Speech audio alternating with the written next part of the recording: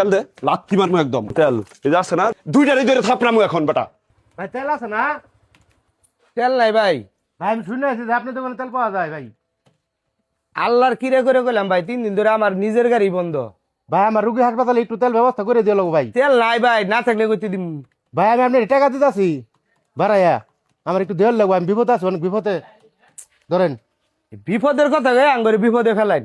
দেন একটু কষ্ট করে। সারাদিন 300 টাকা লিটার তেল বেচছি, এখন অল্প একটু তেল আছে, তেলটা কি আপনি 400 টাকা দিয়ে নিবেন? আচ্ছা নিয়েন ভাই। আনে যদি নেন নি আবার ভাই। আচ্ছা নিয়েন।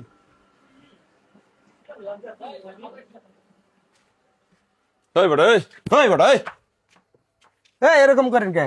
এতক্ষণ যে তোর বাবা রিকোয়েস্ট করলো যে রুগী হাসপাতালে, তখন তেল বেরোয় নাই? তেল তো দিতেই আছি। দিব একটা। কে তেল দিতেছি না? 400 টাকা কোন দেশে তেল? 400 টাকা, 400 টাকা কোন দেশে তেল? নিবার আইসুন কে? এবার আইসি মানে থাপ প্র্যাক করে কান গুন গরম করে ফেলামো কিন্তু। তুই তেল দিলি না কেন? এই শুরুতে তেল দিলি না কেন? তেল দে, তেল দে, লাথি মারমু একদম। মানদারের পুরো লোক চিনস? তুই শুরুতে তেল দিলি না কেন? তেল একদম ভইরে দিমু জায়গা দিয়ে। তেল না বেচা ছাড়াই দিমু। ব্যবসা কদিন থেকে শিখছস? তোর রিকোয়েস্ট করে নাই বেটা? রিকোয়েস্ট করে নাই করছে? যে আমার রুগী হাসপাতালে তখন দিলি না কেন? এই একমাত্র তোদের জন্য এই দেশটা নষ্ট হইতেছে। 400 টাকা করে তেল বেচন মারাবা না? তেল একদম বইরে দিমু। তেল এই যাচ্ছে না, দিমু। ভাই আমি তেল আইছে পাইনি তেল, কে?